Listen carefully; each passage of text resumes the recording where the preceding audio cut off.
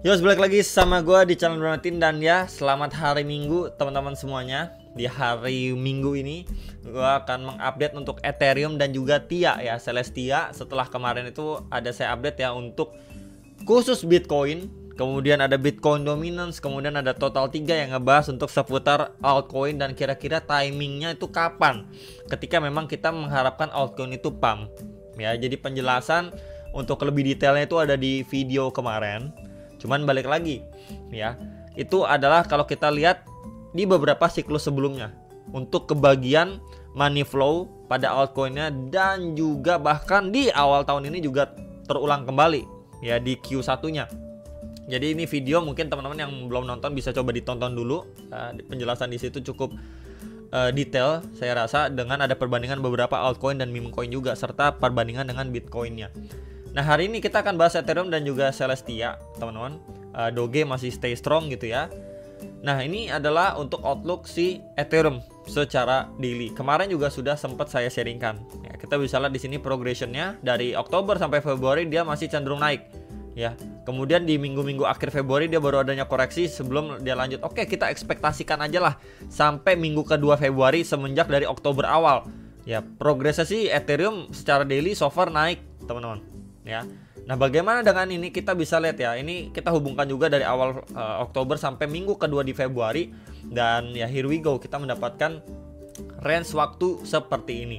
Ya, saya pribadi mengekspektasikan ketika memang kita melihat turunnya si Ethereum itu kan cenderung benar-benar jauh lebih lemes ya ketimbang Bitcoinnya. Walaupun udah ada ETF tapi kan peminatnya nggak sebanyak Bitcoin juga. Dia retracement bahkan sampai previous, di sini adanya fresh demand ya, sempat berapa kali testing dan terbentuk triangle pattern.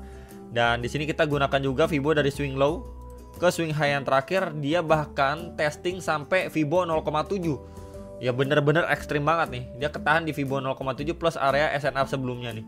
Ya box warna hijau, dan sekarang ongoing ya untuk break dari si triangle patternnya. So dari sini akan dia testing next SNR di box merah pertama ini di 2827 sampai 2926 dolar ya, dengan ekspektasinya dari area itu harus mampu wajib di break. Ketika area itu mampu di break gitu ya, maka adanya target retracement kembali sebelum dia going up lagi ya, ngetes bahkan sampai 3400-an 3450 sampai 3500-an dolar. Ya, untuk outlook si Ethereum kurang lebih seperti ini secara daily-nya, dengan ini adalah syarat area yang harus mampu di break, berarti di atas 2900 dolar. Itu syaratnya, teman-teman. Ya. Nah, apakah sesegera mungkin untuk dia bisa going up? Ya, kita lihat bersama-sama. Ya, progresnya by the day gimana? Ya, apakah memang dia break sekencang itu kemudian retest seperti ini mulus jalannya, atau mungkin ada bumbu-bumbu drama sedikit? Oke, di sini akhirnya dia retracement dulu before akhirnya dia break, retest untuk lanjut naik lagi testing. Ya, tentunya ada beberapa skenario yang bisa berjalan. Ya, either dia koreksi dulu, retest dulu terhadap MA21, ya akhirnya dia break dari triangle-nya, kemudian ongoing next targetnya dulu, atau memang semulus ini untuk proyeksi yang pertama. Ya, jadi memang so far untuk saya pribadi melihat ini bullish ya untuk si Ethereum bisa lanjut naik lagi, apalagi menjelang election. Di Q4 kita udah bahas kemarin panjang lebar, barusan juga saya ada mention sedikit juga ya. Jadi untuk secara waktu pun ya, kalau memang kita dikasih sampai minggu kedua atau minggu pertama Februari ya, ekspektasinya adalah setidak-tidaknya ya dia balik lagi ke ATH lamanya. Ya, 4.800 sampai 5.000 dolar itu aja dulu udah bagus banget menurut saya pribadi dengan kondisi yang seperti ini. Ya, kondisi seperti ini gimana maksudnya? Ethereum itu benar-benar lemes kayak gini, teman-teman. Ya, jadi itu yang menjadi concern. Jadi at least si Ethereum kalau memang dia cuman lewatin sedikit dari previous ATH-nya di sini, dia cuman sampai mungkin 5.000, 4.900 something, dia udah lanjut reject lagi dan lain sebagainya. Itu udah jauh lebih dari cukup menurut saya pribadi. Ya, tapi mungkin teman-teman yang melihat atau punya pandangan lain ya nggak apa-apa, silahkan juga gitu ya. Kemudian kita lihat juga untuk Ethereum ya di sini time frame 1 jam ya gimana. Ini terakhir kali ini pembahasan di Oktober ya.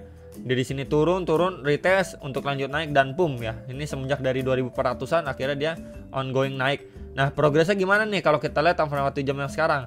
Di sini kita bisa hubungkan juga ya sebuah trend resistance di sini. Ya tuh. Tuh. Ya bisa dari sini bisa ambil atau dari sini mau ngambil juga bisa tuh. Ya di sini intinya adanya sebuah tekanan support dan di sini adanya tekanan resistance tuh. Jadi makin lama dia makin mengkerucut dan di sini adanya triangle pattern, teman-teman. Jadi kalau misalkan kita ukur pun ya dari sini untuk target break maksimalnya secara chart pattern tuh di sekitar berapa di sini? $2.760 untuk secara target maksimal secara time frame 1 jamnya. Ya, dimana kalau saya tandain di area situ, di sini sebelumnya ada semacam area supply juga nih, tuh di sini. Nih, kalau saya zoom tuh, ya di sini sempat menjadi SNR juga pada pergerakan Ethereum sebelumnya. Jadi memang ya pas lah kurang lebihnya di sini. Ya untuk next target maksimal secara chart pattern nih. Balik lagi ini hourly loh teman-teman.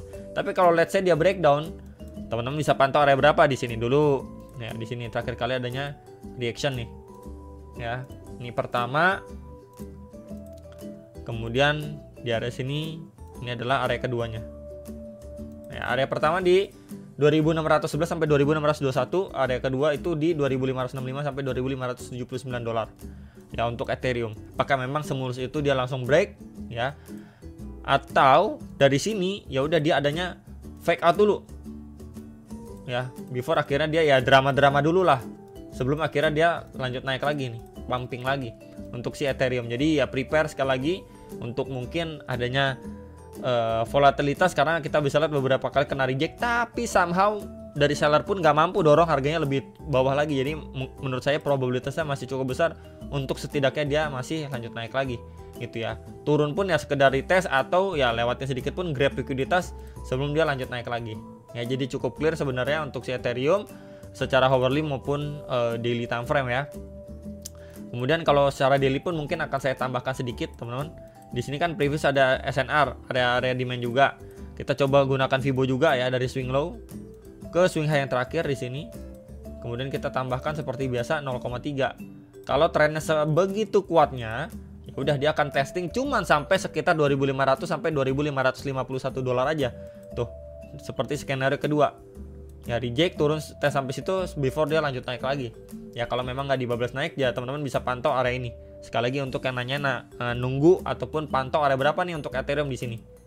Ya cukup clear. TIA. Jadi untuk Celestia sama juga ya. Seperti kebanyakan altcoin kita bisa lihat di sini.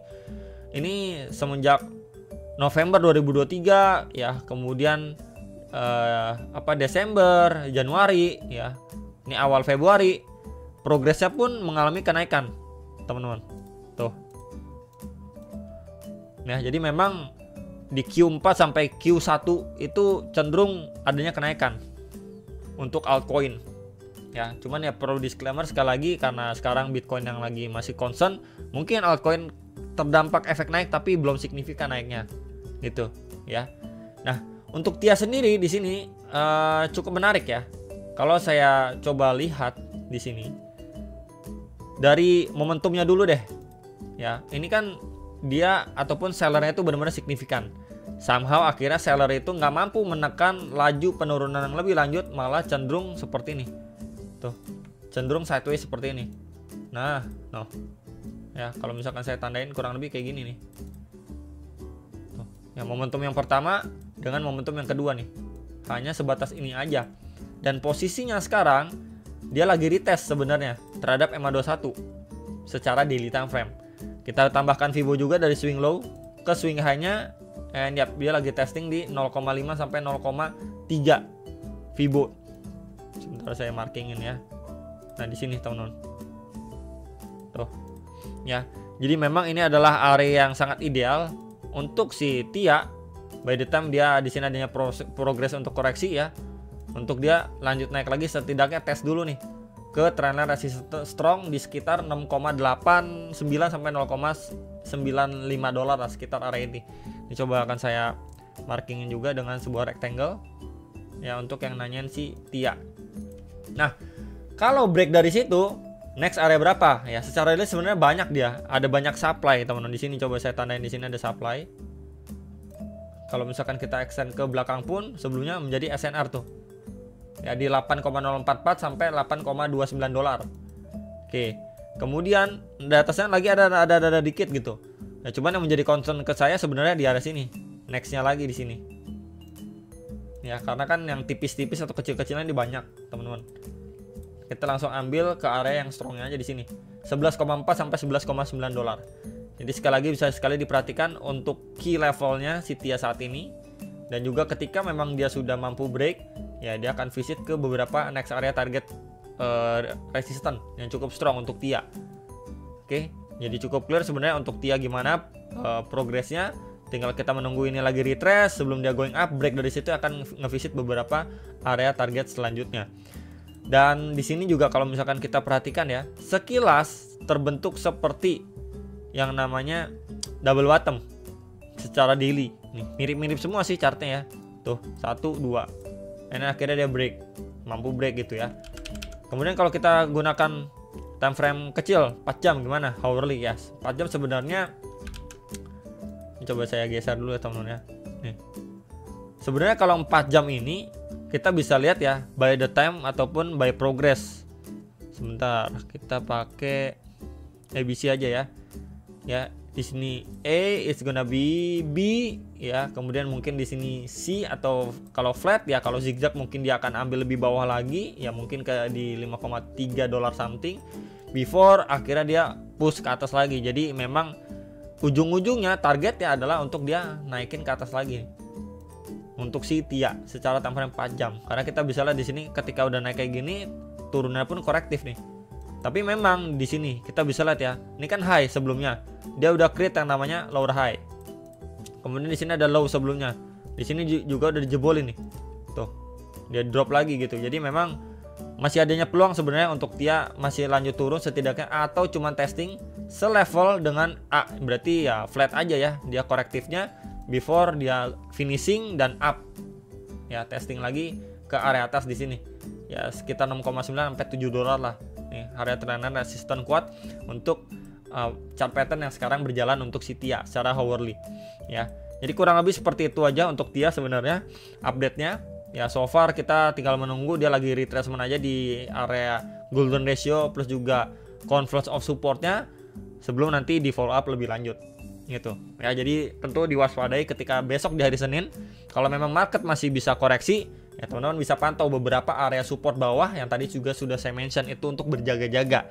Jadi istilahnya ketika besok ya mendapatkan koreksi, oh teman-teman udah nggak kaget dan udah tahu area berapa yang perlu dipantau dan mungkin nextnya bisa dimanfaatkan. Kurang lebih seperti itu yang bisa saya sampaikan ya untuk si TIA dan juga Ethereum. Hopefully bisa terbantu. Jangan lupa analis kembali dan sampai jumpa untuk next video. Sampai profit.